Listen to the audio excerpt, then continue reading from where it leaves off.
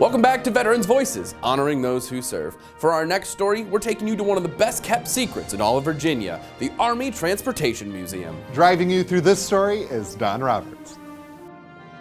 Well, I was drafted. I was working on the farm with my father. Former Army Chief Warrant Officer 3 John Gregg remembers details from 74 years ago as if it were yesterday. In 1945, the Army drafted Gregg while in high school in the no-traffic light town of Wilmar, Arkansas. Less than a year later, he was 8,000 miles away in the Philippines, serving in the Army's nearly all-black 24th Infantry Regiment. There were about 300 colored troops, which was how they were referred to back then.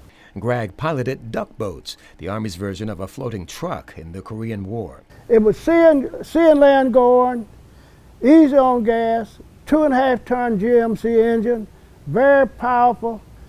It powered the 6 engines. Gregg remembers getting shot at while crossing a river. The enemy opened up on us with small arm fire from the beach. Well, thanks to the infantry we was carrying, so they opened up with their weapons from our ducks.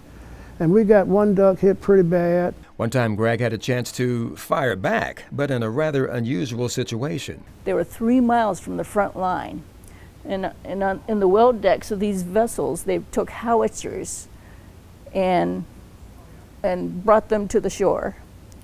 One of the ducks had a crane in it. They offloaded the howitzers, loaded them up with ammo, swiveled them around, and started firing. It was that close. And I mean, it's pretty amazing. In 1966, Gregg completed Warrant Officer School, becoming the first black deck warrant officer and captain of an Army landing craft utility boat. And we had 12 U-boats, 12 Army captains. I'm the only black, 15-man crew, all white. The good men, and I found out later that I knew my job, and now they worked hard. They'd do anything for me. Gregg says the biggest Army ship he captained was a 300-foot fuel tanker.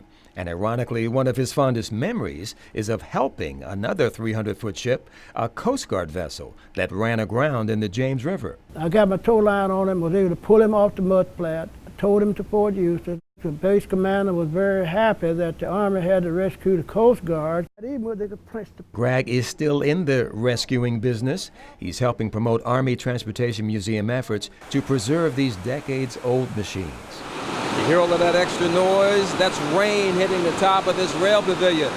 This shelter was built in 2012 and is protecting all of these outdoor vehicles.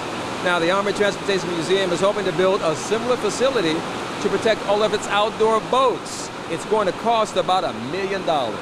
During retirement, Gregg and his wife Ann ran a daycare and school in Hampton. They raised 3 children. And now at 92, Chief Warrant Officer 3 John Gregg looks back. Well, I had a wonderful ride. I had good days and bad days, more good than bad. For Veterans Voices, I'm Don Roberts.